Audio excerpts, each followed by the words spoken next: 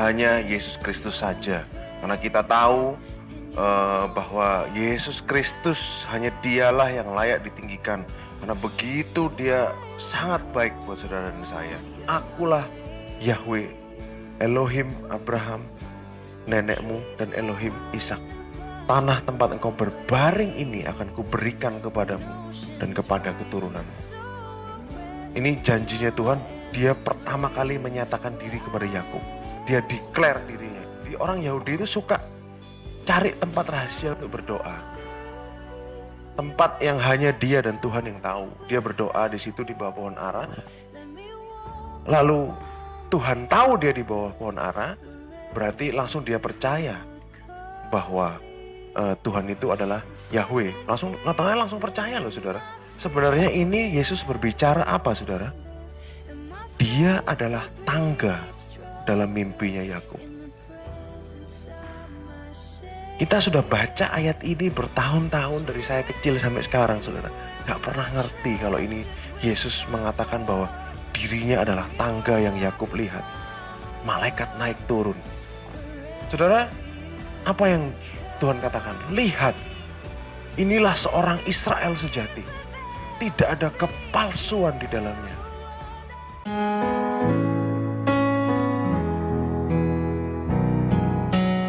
Bisa kembali bersama-sama dengan saudara hari ini untuk berbagi tentang Kristus dan keindahannya saudara. Sekali lagi seperti yang saya selalu katakan bahwa tidak ada upaya dan kebaikan manusia yang ditinggikan di sini saudara. Hanya Yesus Kristus saja. Karena kita tahu bahwa Yesus Kristus hanya dialah yang layak ditinggikan. Karena begitu dia sangat baik buat saudara dan saya. Saudara, sampai hari ini kita sudah belajar banyak saudara ya. Kalau saya flashback saudara, bagaimana Tuhan sudah membukakan kepada kita, bagaimana Tuhan sudah banyak mengajar kita di gereja ini. Makanya seperti yang terakhir saya sempat katakan di sini bahwa gereja ini adalah gereja yang spesial. Karena Tuhan seperti mencurahkan hatinya kepada gereja ini saudara. Bahwa kita tahu pribadi Kristus yang sejati. Kita kenal Kristus yang asli, yang original, yang otentik, yang sesuai dengan apa yang penulis Alkitab mau ceritakan kepada kita saudara. Sampai dengan hari ini saya yakin saudara sudah tahu dan sudah paham bahwa sebenarnya Injil bukan dimulai dari kitab Matius. Sebenarnya berita Injil sudah ada dari Kejadian saudara. Makanya pada waktu perjalanan ke Emmaus, Tuhan menceritakan, Yesus sendiri menceritakan tentang dirinya. Dari mana saudara? Kitab-kitab Musa dan kitab nabi-nabi dari perjanjian lama. Kitab-kitab Musa termasuk Kejadian saudara. Kejadian, Keluaran, Imamat, Bilangan, Ulangan semua adalah tulisan Musa. Dan cerita Yesus Kristus tentang dirinya sudah ada dari kitab Kejadian saudara. Nah inilah yang Tuhan banyak bukakan kepada kita untuk tahu, menggali tentang dia. Inilah misteri yang tersembunyi berabad-abad, tersembunyi dari generasi ke generasi. Dan yaitu karya Kristus yang sempurna di atas kayu salib. Amin saudara. Nah hari ini saya ingin ajak saudara untuk belajar bersama dari kisah hidup seorang yang bernama Yakub saudara. Di kitab Kejadian, saudara tahu Yakub adalah cucunya Abraham. Abraham punya anak Ishak, Ishak punya anak Yakub dan Esau.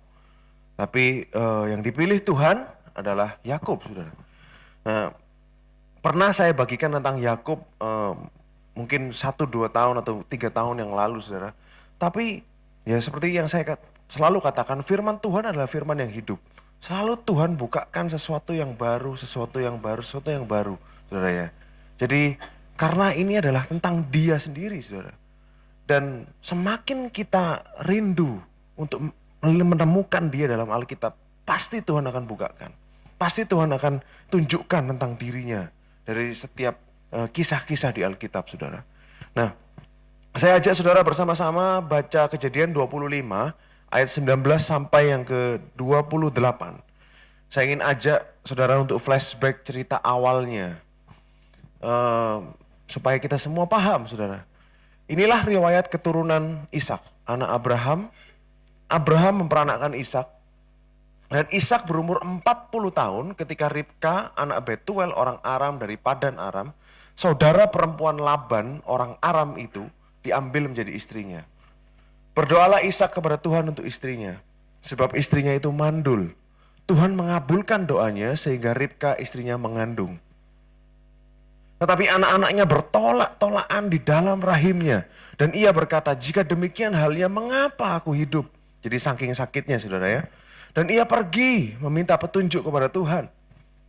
Firman Tuhan kepadanya, 2 bangsa ada dalam kandunganmu. 2 suku bangsa akan berpencar dari dalam rahimmu. Suku bangsa yang satu akan lebih kuat daripada yang lain. Dan anak yang tua akan menjadi hamba kepada anak yang muda. 24. Setelah genap harinya untuk bersalin, memang anak kembar yang di dalam kandungannya. Keluarlah yang pertama, warnanya merah, seluruh tubuhnya seperti jubah berbulu. Sebab itu ia dinamai Esau. 26. Sesudah itu keluarlah adiknya. Perhatikan ini saudara ya, tangannya memegang tumit Esau. Jadi Yakub lahirnya, tangannya memegang tumitnya Esau. Sebab itu ia dinamai Yakub. Ishak berumur 60 tahun pada waktu mereka lahir. 27. Lalu bertambah besarlah kedua anak itu. Esau menjadi seorang yang pandai berburu, seorang yang suka tinggal di padang. Tetapi Yakub adalah seorang yang tenang, yang suka tinggal di kemah. Jadi Esau ini anak suka keluar saudara, kalau Yakub ini anak rumahan. Ayat 28, Ishak sayang kepada Esau, sebab ia suka makan daging buruan. Tetapi Ribka kasih kepada Yakub. Saudara, dari sini kita baca alasan tadi saudara ya. Jadi ada alasan kenapa Yakub dinamai Yakub. Sebab ia keluar dengan tangannya memegang tumit Esau. Jadi namanya aja sudah ada sebabnya. Jadi dalam bahasa Ibrani penamaan itu pasti ada sebabnya. Kenapa dinamai seperti ini, kenapa, itu pasti ada. Kalau dibuka di bahasa aslinya saya akan ajak saudara untuk lihat supaya saudara tahu sendiri. Boleh dibuka Dela, Kejadian 25 ayat berapa tadi? Mungkin ayat 22 yang di gambarnya. Nah ini saudara. Jadi kenapa kok namanya Yakub? Karena Yaakov kan saudara ya, dalam bahasa Ibrani Yaakov, karena dia memegang tumit. Nah tumit ini yang saya kasih panah merah. Kalau dibuka diklik, saudara klik itu akan keluar kata-kata akeb. Boleh dibukaan kata-kata akeb 6119. Jadi kalau bingung saudara ya kata-katanya, ingat angkanya 6119, pasti langsung tahu saudara. Nah kata akeb ini adalah akar kata dari nama Yakub. Artinya hil, tumit. Jadi Yakub atau asli namanya pada waktu dia lahir ada nama tumit karena dia megang tumitnya Esau. Hil, saudara ya. Nah, nanti saudara akan temukan lagi, saudara akan temukan semakin cerita ini berkembang dan saudara akan temukan arti lain dari nama Yakub juga. Kita buka kisah selanjutnya, ayat 29, boleh dilanjutkan. Ini background hidupnya Yakub saudara ya. Jadi supaya saudara paham, saudara tahu, supaya saudara nggak ngambang nanti pada saat saya jelaskan poin-poinnya. Jadi pada suatu kali Yakub sedang memasak sesuatu, lalu datanglah Esau dengan lelah dari padang. Kata Esau kepada Yakub, berikanlah kiranya aku menghirup sedikit dari yang merah-merah itu, karena aku lelah. Itulah sebabnya namanya disebutkan Edom. Tetapi kata Yakub, juallah dahulu kepadaku hak kesulunganmu. Ayat 32, saut Esau, sebentar lagi aku akan mati, apakah gunanya bagiku hak kesulungan itu? Kata Yakub, bersumpahlah dahulu kepadaku. Jadi ini serius saudara ya, bukan main-main. Dia bilang bersumpah. Maka bersumpahlah ia kepada Yakub dan dijualnya hak kesulungannya kepadanya. Jadi dikasihkan. Jadi anak sulung itu punya suatu hak birthright yang dia ini lebih spesial, double porsi daripada anak bungsu. Selalu seperti itu dalam kebudayaan Ibrani saudara ya. Karena pernah saya ceritakan di sini juga dahulu bahwa hak kesulungan ini adalah gambaran double porsinya Kristus sebagai anak sulung dari antara orang-orang percaya. Nah, ayat 34 terakhir. Lalu Yakub memberikan roti dan masakan kacang merah. Jadi kalau ditanyakan Esau menjual hak kesulungan demi apa? Sup kacang merah? Bukan. Demi roti dan masakan kacang merah, saudara. Ada rotinya juga, saudara. Ia makan dan minum lalu berdiri dan pergi. Demikianlah Esau memandang ringan hak kesulungan itu. Oke, sampai di sini saudara paham, saudara. Lalu kalau saudara lihat selanjutnya, kameranya akan zoom kepada mereka lagi. Ibaratnya kayak film itu, saudara ya. Jadi kameranya akan scene-nya ini kembali kepada mereka pada saat Ishak sudah tua. Lalu waktunya ia untuk memberikan berkat kepada kedua anaknya. Lalu saudara paham ceritanya, karena ceritanya panjang saya ceritakan aja. Ribka tahu akan hal itu. Sebenarnya yang mendorong Yakub untuk bertindak adalah ibunya, Ribka. Jadi dia tahu akan hal itu, lalu dia kasih ide, kamu menyamar jadi Esau, masuk, ngaku sebagai Esau, disuruh berbohong oleh ibunya, lalu kamu ambil itu hak kesulungannya Esau. Singkat cerita seperti itu, saudara. Secara tidak langsung seperti itu. Jadi dia masak masakan seperti yang Esau biasa bawa dari padang setelah hasil buruan, karena Ishak suka makan daging. Lalu dia pakai bajunya Esau dan dia ngaku sebagai Esau. Nah, akhirnya singkat cerita, saudara, Esau tahu hal itu dan dia marah. Kalau kita buka Kejadian 27 ayat 36. Kata Esau, bukankah tepat namanya Yakub? Ini lagi, saudara ya. Jadi nama ini disebutkan lagi. Karena ia telah 2 kali menipu aku. Hak kesulunganku telah dirampasnya yang pertama. Sekarang dirampasnya berkat yang untukku. Sampai Esau menangis dan berkata, apakah Bapa tidak punya berkat lain untuk aku? Sampai segitu dia, sangat pedih hatinya, saudara ya. Lalu kita buka dalam bahasa aslinya, Kejadian 27 ayat 36. Saudara kan bisa lihat, bukankah benar namanya Yakub karena dia sudah, for he has supplanted. Ini artinya apa, saudara? Supplant ini, kalau saudara buka 6117, supplant ini artinya adalah apa ya?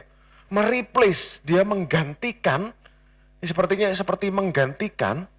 Jadi katanya tadi kan akeb. Nah, Ibrani adalah bahasa yang kaya, saudara. Jadi dalam nama itu bisa dilingkan dengan beberapa akar kata. Yang tadi akeb, tumit, sekarang akab. Follow at the hill, itu apa artinya, saudara? Itu mengikuti dari belakang seperti mau menyerang. Jadi mengikuti pelan-pelan dari belakang sambil nunduk itu seperti mau menyerang. Lalu assail insidiously, circumvent. Circumvent ini artinya menipu, overreach. Jadi Tadi dikatakan supplant, karena dia sudah supplant. Supplant itu ibaratnya mengambil posisi, jadi seakan-akan mengambil tapi dengan tipu muslihat atau paksa. Itulah yang dilakukan Yakub dalam hidupnya. Jadi dia dengan triknya, dengan banyak trik, dia mengambil dengan paksa apa yang bukan sebenarnya miliknya. Jadi dia menggantikan Esau, tapi dengan paksa dan dengan tipu. Nah, sampai di sini saudara paham, saudara. Kenapa kok dia disebut penipu?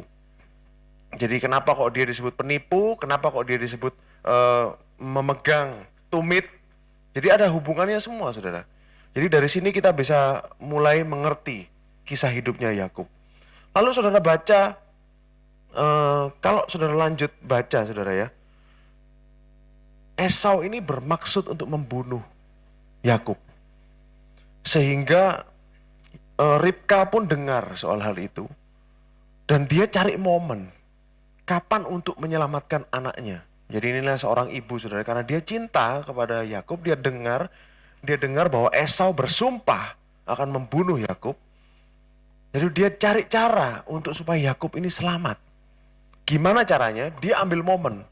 Pada waktu itu Esau ini mengambil orang-orang Het, yang adalah bangsa-bangsa yang tinggal di Kanaan, untuk menjadi istrinya.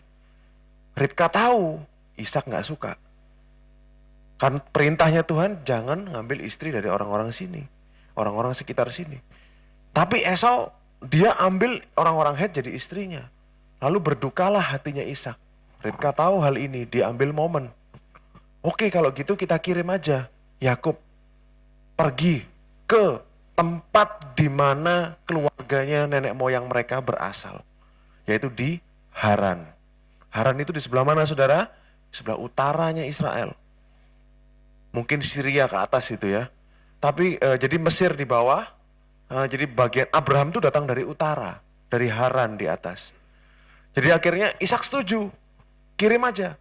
Karena Ribka tahu Esau berniat untuk membunuh Yakub setelah Ishak mati. Kalau sampai Ishak mati, pasti mati nih Yakub, karena dendamnya dia. Akhirnya dikirimlah Ishak pergi untuk cari istri ke rumah leluhur mereka di utara. Nah, kirimlah Yakub ke utara. Lalu Keluaran 28 ayat 3 sampai 4 kita baca bersama. Kejadian ya. Katakan berkatnya Ishak sebelum Yakub pergi, dia katakan sini, moga-moga. Jelek sekali bahasa Indonesianya, saudara ya. Elohim yang Maha Kuasa memberkati engkau, membuat engkau beranak cucu, dan membuat engkau menjadi banyak, sehingga engkau menjadi sekumpulan bangsa-bangsa. Ayat 4. Moga-moga ia memberikan kepadamu berkat yang untuk siapa, saudara? Abraham. Kepadamu serta kepada keturunanmu, sehingga engkau memiliki negeri ini yang kau diami sebagai orang asing, yang telah diberikan Elohim kepada Abraham. Saya pernah ceritakan kalau nggak salah di fellowship atau di sini bahwa sebetulnya Yakub tidak perlu mencuri berkatnya Esau, karena berkat yang dia miliki jauh lebih besar. Berkat Abraham, Ishak dan Yakub jatuhnya bukan kepada Esau, tapi kepada Yakub. Jadi dia tidak perlu repot-repot menipu sebetulnya, saudara. Sebetulnya kalau dia tahu, kalau dia sabar menunggu, kalau dia lihat, dia tahu bahwa berkat ini jauh lebih besar. Berkat yang Yakub curi adalah tentang kuasa dan kekayaan. Power and wealth. Kalau saudara lihat baca berkat yang didapatkan oleh Yakub yang dicuri dari Esau itu tentang kuasa dan kekayaan. Tapi berkat yang asli miliknya Yakub itu jauh lebih besar dari kekayaan. Jauh lebih besar daripada kuasa. Berkat ini adalah tentang Yesus Kristus. Karena itulah janji Tuhan kepada Abraham, bahwa melalui keturunanmu seluruh kaum di muka bumi akan diberkati. Nah, ini baru sudah ya. Jadi berkatnya Ishak untuk Yakub adalah berkat yang dia terima dari Abraham, diberikan kepada Yakub. Berkat perjanjian, covenantal blessing, diberikan kepada Yakub. Ini besar sekali, saudara. Dan Yakub nggak paham tentang hal ini. Waktu itu dia masih belum paham. Nah, sampailah akhirnya dia harus keluar, saudara, dari rumahnya, harus pergi ke Padan Aram di utara. Saudara, kita baca bersama ayat 10. Maka Yakub berangkat dari Beersheba. Jadi dan pergi ke Haran. Ayat 11. Ia sampai di suatu tempat dan bermalam di situ. Karena matahari telah terbenam, ia mengambil sebuah batu yang terletak di tempat itu dan dipakainya sebagai alas kepala. Saudara, nanti lain kesempatan next saya akan cerita tentang detail-detail dari ayat ini, saudara. Jadi kenapa kok matahari terbenam dan segala macam, kenapa kok Alkitab catat matahari terbenam, ini ada alasannya, saudara. Jadi tidak ada yang kebetulan, tapi hari ini saya nggak bahas tentang itu, mungkin next time. Lalu ia membaringkan dirinya di tempat itu. Maka bermimpilah ia, di bumi ada didirikan sebuah tangga yang ujungnya sampai di langit. Kalau dalam bahasa Inggrisnya, on earth didirikan sebuah tangga, ladder, sampai to the heavens. Langit, heavens, atau mungkin bisa diterjemahkan surga. Jadi ada dari tangga, dari bumi sampai ke langit atau surga. Dan tampaklah malaikat-malaikat Elohim turun naik di tangga itu. Ayat 13. Berdirilah Tuhan di sampingnya dan berfirman. Kalau dalam bahasa Inggrisnya, kalau nggak salah itu dia Tuhan berdiri di atas tangga itu. Above it, Tuhan berdirinya bukan di sampingnya Yakub, tapi di atasnya tangga. Dan berfirman, akulah Yahweh, Elohim Abraham, nenekmu, dan Elohim Ishak. Tanah tempat engkau berbaring ini akan kuberikan kepadamu dan kepada keturunanmu. Ini janjinya Tuhan, dia pertama kali menyatakan diri kepada Yakub. Dia declare dirinya. Berdirilah Tuhan, lanjut 14. Keturunanmu akan menjadi seperti debu tanah banyaknya. Engkau akan mengembang ke sebelah timur, barat, utara, selatan. Olehmu serta keturunanmu semua kaum di muka bumi akan mendapat berkat. Bukankah ini berkatnya Abraham, saudara? Dan ini berbicara tentang siapa? Kristus. Secara harfiah memang Israel. Tetapi artinya ini sebenarnya adalah Kristus karena kata keturunan, seed, keturunan single, bukan seeds. Itu berbicara tentang Mesias yang akan datang, yang pada saat kita percaya kepadanya, kita diselamatkan. Memang harafiahnya Israel, memang bangsa-bangsa sekarang diberkati oleh adanya Israel di muka bumi. Tetapi saudara, yang lebih besar dari itu dan lebih memberkati, lebih luas adalah Yesus Kristus. Karena hanya dengan percaya kita diberkati. Amin saudara. Lalu ayat 15.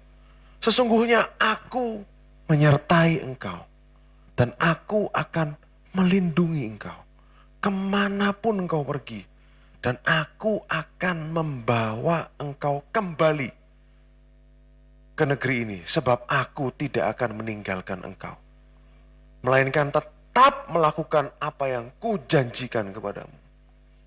Luar biasa Tuhan, saudara yang saudara sembah. Ini penipu saudara ya.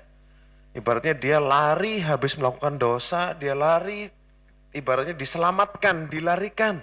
Tapi tiba-tiba Tuhan datang, dia kasih penglihatan yang seperti itu. Lalu dia nyatakan janjinya kepada Yakub. Betapa graciousnya Tuhan kita. Betapa penuh dengan kasih karunia-Nya dia. Dia gak lihat kesalahannya Yakub. Tapi saudara, jangan salah. Setelah ini, nanti Tuhan akan berurusan dengan hatinya Yakub. Selama 20 tahun dia meninggalkan tanah perjanjian. Dia keluar dari tanah perjanjian, dia keluar dari rumah. Saudara bayangin tadi saudara dikatakan apa? Yakub itu anak rumah. Dia anak rumah saudara. Bukan orang yang suka mengembara di padang. Esau suka mengembara, memang dia pemburu saudara. Tapi Yakub ini situasi yang tidak nyaman buat dia. Karena dia biasa di kemah, dikatakan seperti itu. Lalu apa yang terjadi di sini adalah dia harus pergi dengan seorang diri ke negeri yang dia nggak kenal. Saudara bayangkan betapa out of comfort zone, dia di luar dari zona nyamannya dia pada waktu itu. Yakub benar-benar nggak nyaman ini saudara. Tuhan tahu dia datang. Ini adalah scene, adalah seperti kalau dalam film, ini adalah suatu episode terakhir sebelum terlihat ibaratnya Yakub meninggalkan tanah perjanjian. Kalau saudara lihat di ayat pasal 29, sudah bukan di tanah perjanjian lagi, dia sudah di Haran. Bertemu dengan uncle-nya, dengan pamannya yaitu Laban. Nah, sampai di sini saudara, lalu ayat 16 boleh dilanjutkan.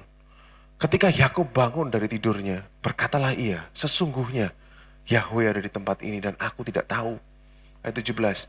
Ia takut dan berkata, alangkah dahsyatnya tempat ini. Ini tidak lain dari rumah Elohim. Ini pintu gerbang surga. Ayat 18. Keesokan harinya pagi-pagi Yakub mengambil batu yang dipakainya sebagai alas. Dan mendirikan itu menjadi tugu, menuang minyak ke atasnya. Next time ke Israel, saya pingin ke sini saudara ya. Ia menamai tempat itu Bethel. Dahulu nama kota itu Luz. Ayat 20. Lalu bernasarlah Yakub. Ini saudara ya, yang sering kali dipakai orang untuk ngomong soal perpuluhan. Jika Elohim akan menyertai dan melindungi aku di jalan yang kutempuh ini. Saudara bayangin dia taruhan saudara ya. Ini adalah perjalanan yang gak pernah dia lakukan, perjalanan yang besar. Dia juga takut saudara. Makanya dia sampai bilang, jika Elohim menyertai dan melindungi aku di jalan yang kutempuh ini, memberikan kepadaku roti untuk dimakan dan pakaian untuk dipakai, sehingga aku selamat kembali ke rumah ayahku, maka Yahweh akan menjadi Elohimku. Ayat 22, dan batu yang kudirikan akan menjadi sebagai tugu akan menjadi rumah Elohim, dari segala sesuatu yang engkau berikan akan kupersembahkan 1/10 kepadamu. Apakah ada tuntutan dari Tuhan? Tidak ada. Ini adalah kerelaannya Yakub karena Tuhan begitu baik sama dia.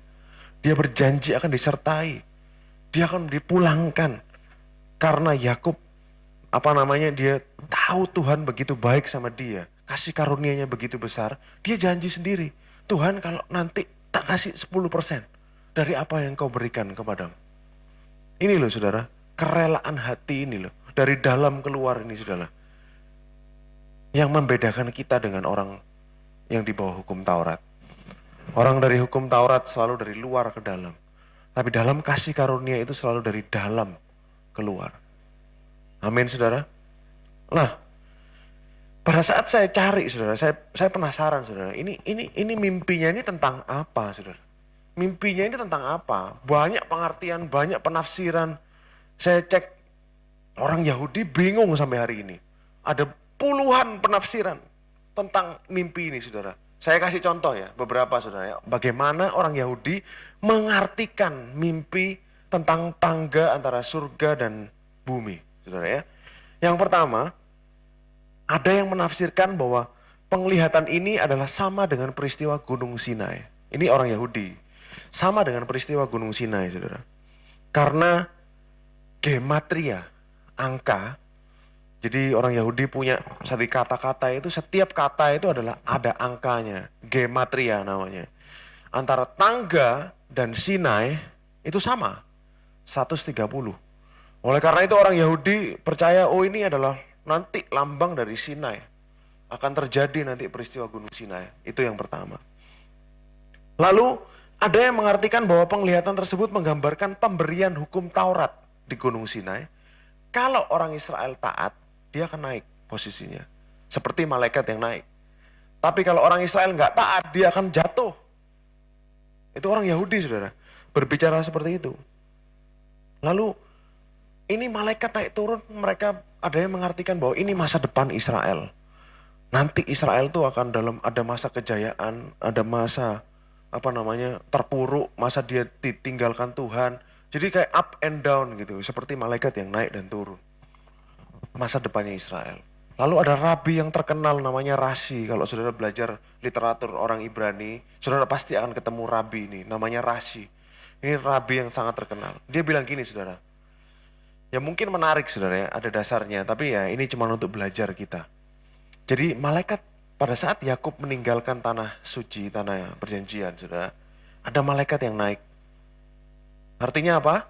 Malaikat yang menjaga dia di tanah suci pulang. Lalu turun lagi malaikat yang akan menjaga dia di luar tanah perjanjian.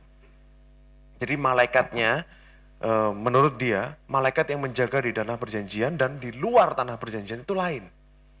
Menurut rabi ini saudara ya. Jadi macam-macam, dari sini saudara bisa tahu bahwa orang Yahudi pun bingung sebenarnya. Mereka juga nggak satu kata, mereka nggak bisa dapat sesuatu definisi yang arti yang firm atau kuat yang pasti dari mimpi ini. Tapi kita punya saudara. Saya ajak saudara untuk baca Yohanes 1 ayat 40. Berapa tadi? Ayat 43. Kita tanya Rabi Yesua saudara ya. Yesus pada waktu itu. Pada keesokan harinya Yesus memutuskan untuk berangkat ke Galilea. Ini baru pasal 1 saudara, Yohanes. Dia bertemu dengan Filipus dan berkata kepadanya, ikutlah aku. Filipus berasal dari Betsaida, kota Andreas dan Petrus. Filipus bertemu dengan Nathanael dan berkata kepadanya, kami telah menemukan dia yang disebut oleh siapa tadi saudara? Musa dalam kitab Taurat dan oleh para nabi, yaitu Yesus anak Yusuf dari Nazaret. Kata Nathanael kepadanya, Nathanael ini seperti apa ya saudara, menghina. Mungkinkah sesuatu yang baik datang dari Nazaret? Karena Nazaret ini kota yang banyak dosa, banyak pelacuran di situ, karena itu kota traveler di situ. Jadi jelek konotasinya tentang Nazaret ini saudara. Kota ibaratnya kota orang singgah. Banyak perzinahan di situ. Ayat 47. Kata Filipus kepadanya, mari lihatlah. Yesus melihat Nathanael datang kepadanya, lalu berkata tentang dia, lihat, Inilah seorang Israel sejati. Apa definisinya? Tidak ada kepalsuan dalamnya. Saudara ingat ini. Nanti kita akan bahas ini. Ayat 48. Kata Natanael kepadanya, bagaimana engkau mengenal aku? Jawab Yesus, sebelum Filipus memanggil engkau, aku telah melihat engkau di bawah pohon ara. Lalu kita biasanya berhenti di sini, saudara. Lanjut ayat 49. Kata Natanael kepadanya, Rabi, engkau anak Elohim, engkau raja orang Israel. Ayat 50. Katanya apa, saudara? Karena aku berkata kepadamu, aku melihat engkau di bawah pohon ara, maka engkau percaya. Engkau akan melihat hal-hal yang lebih besar daripada itu. Ayat 51. Lalu kata Yesus kepadanya, aku berkata kepadamu, sesungguhnya engkau akan melihat langit terbuka dan malaikat-malaikat Elohim turun naik kepada anak manusia. Buka bahasa Inggrisnya adalah, kalau saudara lihat dalam bahasa Inggrisnya dan bahasa aslinya, ini bukan kepada, tapi ini di atas. Kalau enggak dibuka bahasa aslinya aja langsung. Lebih cepat.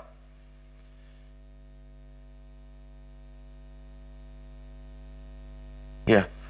Jadi kalau saudara lihat, di zoom out dulu. And you will see, kamu akan melihat surga terbuka dan angels, malaikat-malaikat, bawah, kiri. Tuhan naik dan turun di atas anak manusia. Bukan kepada anak manusia. Terjemahan Indonesia bikin kita semua tidak mengerti aslinya. Sebenarnya ini Yesus berbicara apa, saudara? Dia adalah tangga dalam mimpinya Yakub. Kita sudah baca ayat ini bertahun-tahun dari saya kecil sampai sekarang, saudara. Gak pernah ngerti kalau ini Yesus mengatakan bahwa dirinya adalah tangga yang Yakub lihat. Malaikat naik turun. Ini, saudara. Saudara bisa lihat sendiri ayatnya. Ini Rabi Yesus sendiri yang ngomong. Yesus sendiri yang menginterpretasikan. Dia yang, kalau dia yang ngomong, ya gak mungkin salah, saudara. Yesus adalah tangga yang Yakub lihat. Artinya apa? Dialah yang menjadi jembatan antara Tuhan dan manusia. Dia yang menghubungkan kita di bumi dengan Tuhan yang di surga. Oleh karya salibnya, oleh karena dia mati di kayu salib, darahnya dicurahkan. Dia menjadi penghubung antara manusia dan Tuhan. Amin, saudara. Ini loh berita Injil yang disembunyikan. Pada saat Yakub lihat itu dia gak ngerti, saudara. Mungkin dia gak ngerti, tapi Yesus, Tuhan ngomong, aku akan memberkati engkau, keturunanmu akan seperti ini, bla bla bla. Itu bicara seluruhnya tentang Yesus Kristus. Jadi dialah yang akan menjadi penghubung antara manusia yang berdosa dan Tuhan. Amin, saudara. Kalau saudara baca 1 Timotius 2 ayat 5. Karena Elohim itu Esa, dan Esa pula dia yang menjadi pengantara antara Elohim dan manusia, yaitu Kristus Yesus. Buka bahasa Inggrisnya. Lebih jelas, lebih mantap, saudara. For there is one God. Karena hanya ada satu Tuhan dan satu mediator, satu pengantara antara Tuhan dan manusia. Siapa? The man Christ Jesus. Dalam bahasa Inggrisnya jauh lebih mantap, jauh lebih jelas artinya. Gak bulat-bulat seperti bahasa Indonesia, saudara ya.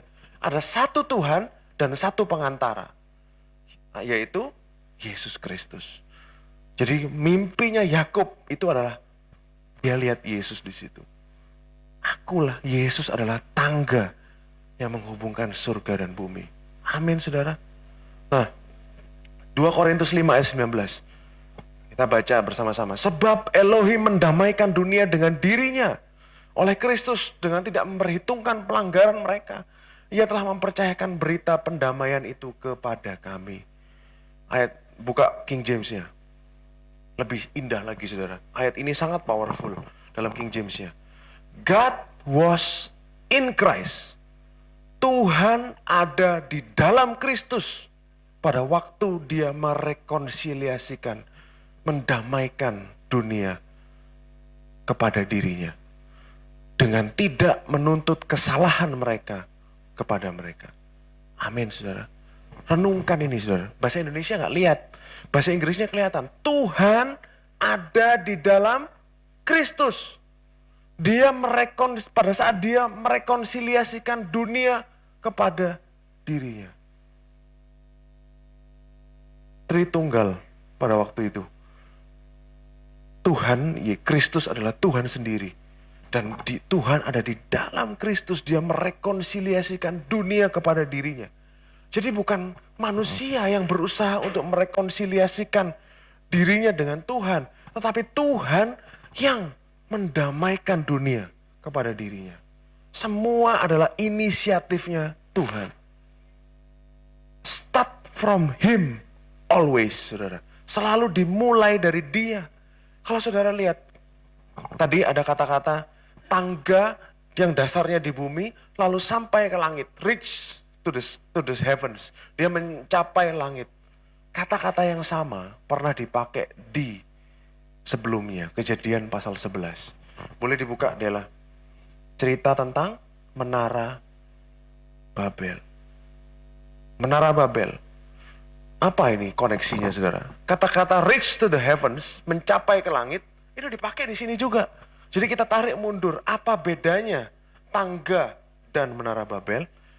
Kita baca bersama. Adapun seluruh bumi, satu bahasa dan satu logat pada waktu itu, setelah air bah. Maka berangkatlah mereka sebelah timur dan menjumpai tanah datar di Sinear. Lalu menetaplah mereka di sana. Mereka berkata seorang kepada yang lain, marilah kita membuat batu bata dan membakarnya baik-baik. Lalu bata itulah dipakai mereka sebagai batu dan tergala-gala sebagai tanah liat.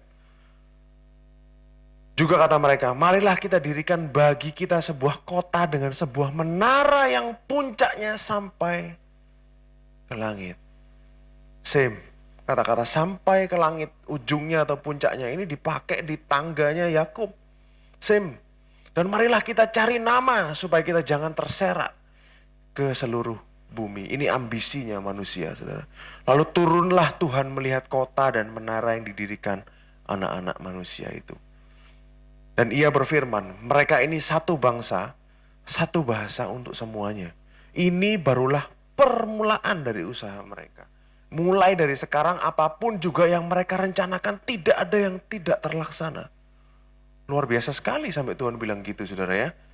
Baiklah kita turun dan mengacau balaukan di sana bahasa mereka sehingga mereka tidak mengerti lagi bahasa masing-masing.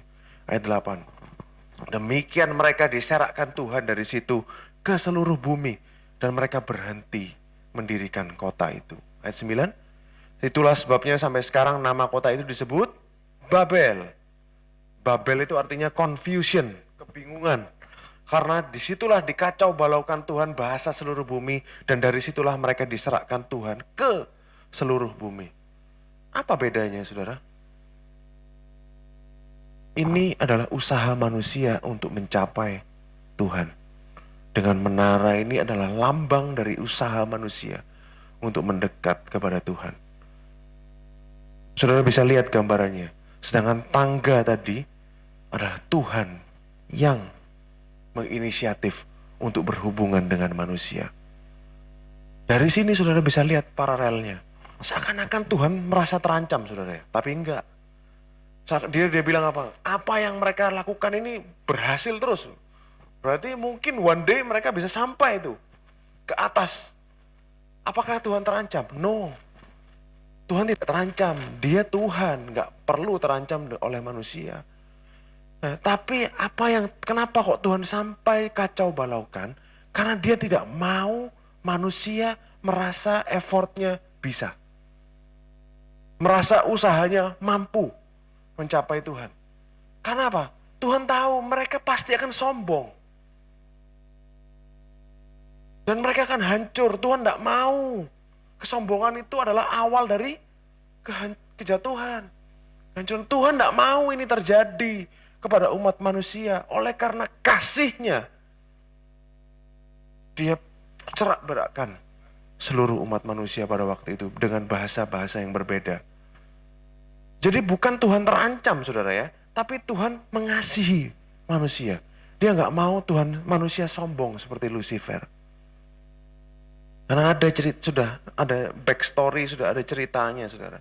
Karena sebegitu juga dengan kita hari ini saudara. Dalam kasih karunia, kita ini berlawanan dengan orang-orang di luar sana yang belum paham tentang kasih karunia. Berlawanan jauh saudara.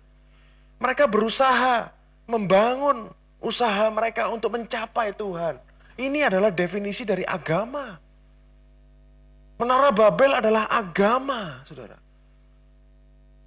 Usaha manusia untuk mencapai Tuhan. Tetapi rencana Tuhan tidak seperti itu. Rencana Tuhan lain, saudara. Rencana Tuhan adalah Ia mau mencurahkan kasih-Nya kepada kita. Dia yang berusaha untuk kita. Kita tinggal menerima supaya tidak ada yang bisa disombongkan. Karena semua karena kasih karunia-Nya. Amin saudara. Semua oleh karena kasih karunia-Nya. Dia yang dirikan. Tidak ada kebaikan manusia. Sama sekali. Inilah grace, kasih karunia yang diberikan Tuhan kepada kita. Pada saat kita masih berdosa, Kristus mati buat kita. Amin saudara. Kita masih musuhnya Tuhan. Dan bahkan sebelum dunia dijadikan, anak domba sudah disembelih. Nggak usah ngomong sebelum Adam dan Hawa saudara ya. Sebelum dunia dijadikan, Yesus Kristus sudah mati. Tuhan sudah tahu dia akan mati. Untuk menebus kita. Rencana keselamatan itu jauh. Sebelum dunia diciptakan, bukan sebelum Adam. Sebelum dunia. Semuanya saudara. Itulah Tuhan kita. Kenapa? Karena Tuhan itu kasih. For God is love. Karena esensinya dia adalah kasih. Oleh karena itu dia mau, kesenangannya dia adalah mencurahkan kasihnya kepada kita. Seringkali manusia ditipu oleh iblis. Seperti ini saudara. Kamu gak perlu kasihnya Tuhan. Dirikan aja usaha manusia. Kita disuruh untuk dengan sistem dunia yang sudah masukin oleh iblis dan pola pikirnya kita dikacaukan supaya kita berusaha terus. Bahkan dalam kasih karunia pun kita masih dicobai untuk terus berusaha. Betul saudara? Makanya Paulus katakan marilah kita berusaha untuk masuk ke tempat perhentian. Rest. Marilah kita berusaha untuk tenang, percaya bahwa kasih-Nya cukup buat kita. Kasih-Nya tidak akan pernah gagal buat kita. Dari sini saudara bisa lihat. Ini loh perbedaan approach. Cara pikirnya Tuhan beda dengan cara pikirnya manusia. Dia mau datang untuk kita. Manusia berusaha datang ke Tuhan. Dan ini berita baik. Berita kasih karunia ini dihalang-halangi oleh iblis. Karena apa? Pada saat manusia berusaha, dia akan gagal lalu dia kecewa sendiri sama Tuhan. Akhirnya menyalahkan Tuhan. Kenapa Tuhan seperti ini. Padahal hatinya Tuhan selalu memberi. Aku sudah berikan segalanya. Dia sudah berikan yang terbaik buat kita. Bahkan nyawanya saja diberikan kepada kita. Apalagi yang lain. Amin saudara. Damai sejahtera saudara, masa depan yang baik untuk anak-anak saudara. Lalu keadaan finansial yang baik, pekerjaan yang diberkati, tubuh yang sehat pasti diberikan. Karena nyawanya dia tidak sayangkan, masa kesehatan ia sayangkan? Apakah kesehatan kita lebih berharga daripada Yesus? Tidak saudara. Yesus adalah pribadi yang paling berharga di alam semesta. Dia Tuhan sendiri, nomor 1 di alam semesta. Dikorbankan buat saudara dan saya. Apalagi yang lain. Masa tidak diberikan? Amin saudara. Itu loh saudara. Rencana keselamatan itu sudah dari dulu sekali. Dari dulu sekali. Ini adalah grand plan. Masterpiece-nya. Seperti yang Pak Chris minggu lalu katakan. Masterpiece-nya Tuhan. Semuanya ini sudah dibuat dia. Ini dia adalah sebuah planner. Grand plan-nya Tuhan. Blueprint-nya sudah ada dari dulu. Iblis, tadi Pastor Pris ngomongnya menarik. Iblis itu adalah makhluk supernatural. Tapi dia berusaha membuat saudara berpikir natural. Itu masuk dalam hati saya, iya ya, iblis ini orang supernatural. Sebenarnya dia tahu, maksudnya apa yang diajarkan ini semuanya benar dan segala macam. Tapi dia membuat kita nggak percaya. Membuat kita jadi orang natural, orang biasa. Padahal sebenarnya dalam Kristus kita sudah memiliki semuanya. Amin. Nah sampai di sini saudara, saya ingin saudara semakin paham betapa besar karya Kristus di kayu salib. Jangan pernah bosan untuk dengar berita salib saudara. Karena salib itu adalah kekuatannya kita. Karena dalam salib ada kemenangan kita. Amin saudara. Nah kembali lagi ke apa yang tadi sempat kita bahas saudara. Di Nathanael. Di cerita Nathanael saudara ya. Kenapa kok tiba-tiba ya Tuhan Yesus berbicara tentang tangganya Yakub kepada Nathanael.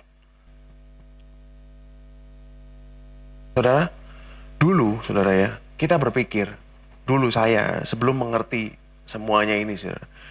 Saya cerita tentang kisah ini, cuman cerita tentang, oh Yesus tahu Nathanael di pohon ara. Betul saudara ya. Yesus tahu Nathanael lagi duduk di bawah pohon ara. Ngapain di sana? Pohon ara biasanya itu menurut literatur Yahudi, orang Yahudi itu suka cari tempat rahasia untuk berdoa. Tempat yang hanya dia dan Tuhan yang tahu. Dia berdoa di situ di bawah pohon ara. Lalu Tuhan tahu dia di bawah pohon ara, berarti langsung dia percaya bahwa Tuhan itu adalah Yahweh. Nathanael langsung percaya loh saudara. Rabi, engkaulah anak Elohim. Langsung percaya. Apakah sesimpel itu? Ternyata tidak. Saudara, apa yang Tuhan katakan? Lihat, inilah seorang Israel sejati. Tidak ada kepalsuan di dalamnya. Apa maksudnya? Kenapa? Kok kata-kata ini membuat Nathanael langsung bertobat?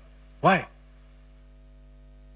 Kalau kita hubungkan dengan cerita Yakub, saudara ingat tadi di ayat 51 Tuhan berbicara tentang Yakub. Tangga. Betul kan? Masih ingat tangga Yakub saudara ya? Di ayat 51 Tuhan bilang tentang tangga Yakub. Berarti Nathanael pada waktu itu sedang belajar tentang Yakub. Kenapa? Inilah seorang Israel sejati, tidak ada kepalsuan di dalam dirinya. Ingat, saudara ingat tadi, arti nama Yakub apa saudara? Penipu. In whom there is no deceit dalam bahasa Inggrisnya. Dalam dia tidak ada kebohongan. Apa yang Yesus lakukan? Dia mengkontraskan antara Nathanael dan Yakub. Dia menaruh kontras antara Nathanael dan Yakub. Artinya apa? Yesus tahu Nathanael waktu di pohon ara dia ngapain? Dia baca tentang Yakub, dia belajar tentang Yakub. Ayat 48. Sebelum Filipus memanggil engkau, aku telah melihat engkau di bawah pohon ara. Ayat 49. Nathanael berkata apa? Rabi, engkau anak Elohim. Engkau raja orang Israel. Kenapa dia sangat tersentuh? Why? Kenapa dia sangat tersentuh pada waktu itu? Kok dia langsung percaya bahwa Tuhan Yesus adalah Tuhan? Karena pada waktu itu sangat detail sekali Yesus lihatnya. Jadi dia bukan hanya lihat lokasinya dia di mana, tapi Yesus tahu apa yang dia baca. Luar biasa saudara. Kenapa kok kita tahu itu? Karena di ayat 51 Tuhan nyambung tentang tangganya Yakub. Ayat 51 tadi pembicaraan berikutnya. Aku berkata sesungguhnya engkau akan melihat langit terbuka dan malaikat Elohim turun naik kepada anak manusia. Jadi Yesus maha taunya itu detail banget saudara. Dia tahu apa yang Nathanael baca. Maka dia bilang kamu Israel yang sejati tidak ada kepalsuan. Dia kontraskan dengan Yakub. Yakub penipu, bohong. Yesus bilang Nathanael kamu Israel yang sejati. Loh, Israel siapa? Israel kan Yakub saudara. Tidak ada kebohongan di dalam kamu. Sampai sini saudara bisa menangkap. Lalu Tuhan bilang apa sama Nathanael saudara? Sesungguhnya engkau akan melihat langit terbuka dan malaikat turun naik kepada anak manusia. Artinya apa saudara? Engkau akan melihat sesuatu yang lebih besar daripada tangganya Yakub. Dulu Yakub lihat mimpi itu bagi orang Israel itu mimpi yang luar biasa. Itu janji Tuhan sendiri. Paham saudara ya? Itu janji Tuhan, janji covenantal, perjanjian, blessingnya perjanjian. Itu bagi orang Yahudi luar biasa banget. Tapi Tuhan ngomong sama Nathanael, kamu akan melihat sesuatu yang lebih besar. Kamu akan melihat tangga yang sempurna dan yang sejati, yaitu Yesus Kristus, dia sendiri. Amin saudara. Apa yang Nathanael lihat jauh lebih besar daripada yang Yakub lihat. Yakub lihat bayangan yang akan terjadi. Nathanael lihat intinya. Lihat yang sesungguhnya, esensinya. Yesus Kristus mati di atas kayu salib, menjadi tangga yang menghubungkan surga dan bumi. Malaikat dan naik turun bawa apa? Bawa berkat kali saudara ya. Karena sudah ada hubungan antara surga dan manusia. Sudah ada damai antara Tuhan dan kita.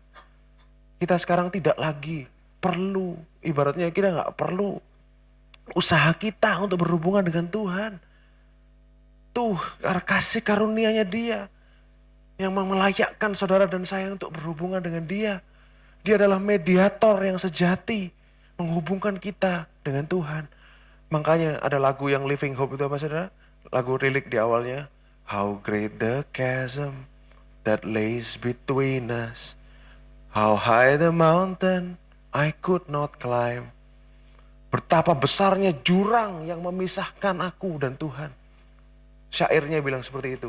Betapa tingginya gunung itu, seperti aku gak bisa ke sana. Aku gak bisa mendaki ke sana. Itulah jurang yang memisahkan kita dengan Tuhan. Tapi oleh karena karya salibnya, kita dan Tuhan menjadi dekat. Hubungan yang rusak karena dosa bukan lagi penghalang. Sekarang kita sudah diperdamaikan. Yang dulunya kita musuh Tuhan, sekarang kita menjadi anaknya. Amin saudara. Lalu yang terakhir saudara, saya ingin ajak saudara untuk lihat betapa besarnya kasih karunia Tuhan. Yakub, orang yang gagal. Dia dari antara Abraham, Ishak dan Yakub, yang paling kacau hidupnya siapa saudara? Yakub saudara. Abraham kayaknya lempeng-lempeng aja hidupnya. Ishak lebih lempeng lagi saudara. Yakub yang paling kacau hidupnya. Tetapi Tuhan pakai dia. Dia selalu refer dirinya Elohim Abraham, Ishak, dan Yakub. Tuhan saking dekatnya sama Abraham, Ishak, dan Yakub, sampai dia mau dipanggil Elohim Abraham, Elohim Ishak, dan Elohim Yakub. Dia waktu dia menyatakan dirinya, katakan kepada mereka, orang Israel, akulah Elohim Abraham, Ishak, dan Yakub. Waktu Musa ketemu dengan semak duri yang terbakar, Tuhan menamai dirinya sendiri Elohim Abraham, Ishak, dan Yakub. Kenapa bisa Yakub ada di situ, saudara? Padahal dia yang paling kacau hidupnya. Dia yang paling merusal, ibaratnya banyak dosanya lah. Banyak kacaunya. Setelah ini belum selesai drama dalam hidup Yakub, saudara. Belum selesai. Saudara, bagaimana dia ditipu oleh Laban. Bagaimana dia ketemu dengan istrinya. Bagaimana anak-anaknya menghancurkan satu kota karena saudaranya diperkosa. Lewi dan Simeon. Bagaimana Ruben meniduri istrinya. Kacau hidupnya Yakub, saudara. Sangat kacau. Bagaimana Yehuda, anaknya, menjual adiknya sendiri Yusuf. Bukan sesuatu yang kayak mulus, semuanya indah, everything smooth. No, banyak drama dalam hidupnya Yakub. Banyak up and down. Bagaimana Rahel mati. Saudara, pernah saya ceritakan kan, anak kesengsaraan. Sampai Rahel memberi nama Benyamin Ben-Oni. Banyak drama dalam hidupnya Yakub, tapi Tuhan masih pakai dia. Tuhan masih sayang sama dia. Dan bahkan nama yang dipakai untuk negara, suatu bangsa yang jadi keturunan Abraham itu bukan bangsanya Abraham, saudara. No, Israel. Israel itu siapa? Yakub. Bukan namanya Abraham, bukan namanya Ishak yang dipakai, tapi namanya Yakub. Akulah Elohim Israel. Betapa cintanya Tuhan kepada mereka, kepada Yakub. Betapa besarnya kasihnya kepada dia. Dari cerita-cerita seperti ini, saudara bisa dikuatkan, saudara bisa tahu seberapa kacaunya hidup kita di bawah bumi ini. Tuhan tetap sayang sama kita. Amin.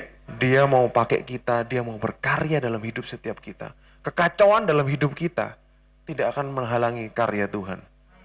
Tidak akan pernah menghalangi karya Tuhan. Karena kalau Tuhan bisa digagalkan, iblis sudah berhasil gagalkan dia dari dulu, saudara. Iblis punya banyak cara, yang kemarin kita bicara Nephilim dan segala macam. Dia pakai segala macam cara. Nanti saya akan lanjutkan pembahasan ini, saudara.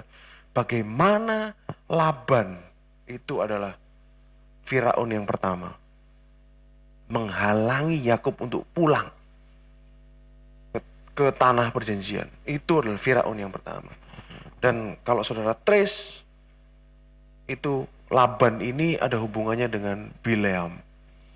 Keturunannya Laban itu adalah Bileam yang akan mengutuki. Nah, saudara, panjang ceritanya, saudara. Kalau satu khotbah nggak selesai.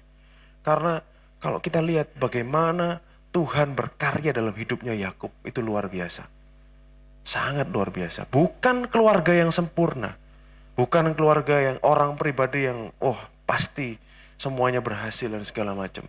Tapi saudara akan melihat bagaimana Tuhan merubah hatinya. Bagaimana Tuhan berkarya pada saat dia keluar nih dari tanah perjanjian. Nanti saudara, ini preview saudara ya, khotbah saya mungkin selanjutnya. Bagaimana Tuhan pelan-pelan dia rubah karakternya. Dia rubah hatinya. Melewati masa-masa di luar tanah perjanjian. Jadi Tuhan pakai Yakub bukan berdasarkan, kalau kamu berubah baru tak pakai. Kalau kamu berubah baru Tuhan bisa berkarya dalam hidupmu. Kalau kamu berubah baru janji Tuhan terjadi dalam hidupmu. Tidak, saudara. Justru dia yang akan merubah sambil berjalan. Dia yang akan merubah sambil berjalan. Dia gandeng, ayo jalan bareng. Dia yang akan tuntun karena dia gembala kita. Dia rubah sambil berjalan. Dia tidak nunggu, tunggu dulu. Kamu harus selesaikan perkara A, B, C, D, E. Baru janji Tuhan termanifestasi. Baru jadi karya. Tidak. Justru Tuhan adalah Tuhan yang Bapak kita. Dia tuntun, ayo jalan bareng-bareng. Jalan bersama-sama. Amin, saudara. Saya harap saudara dikuatkan. Saya harap saudara semakin hari semakin yakin bahwa Tuhan kita adalah Tuhan yang baik. Kalau saudara lupa apa yang diceritakan hari ini, karena terlalu panjang, mungkin terlalu banyak, ingatlah satu hal. Tuhan mengasihi engkau apa adanya. Amin. Mari kita berdoa.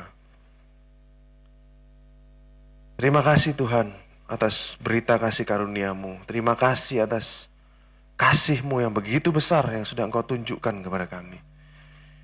Kami tidak layak untuk terima Tuhan, tapi Engkau sudah layakkan kami. Terima kasih Yesus. Aku selesai berbicara. Anak-Mu selesai berbicara, tapi Engkau belum Tuhan. Semakin terjemahkan lebih lagi dalam hati setiap yang mendengarkan. Berikan kepada jemaat NCC revelation. Pewahyuan tentang betapa baiknya Engkau. Tentang betapa Engkau mengasihi mereka. Karena itulah yang menjadi sumber kekuatan kami dalam melalui hidup ini Tuhan. Dan kami sangat menantikan Tuhan. Hari di mana kami akan bertemu dengan Engkau. Tatap muka. Muka demi muka. Itu akan menjadi hari yang penuh dengan kemuliaan. Terima kasih Yesus, terima kasih. Kau berkati jemaat NCC Tuhan. Engkau berikan kesehatan. Kau lindungi. Kau berkati apa yang mereka kerjakan. Kau buat berhasil. Terima kasih Yesus. Dalam nama Yesus kami berdoa dan mengucap syukur. Haleluya. Amin.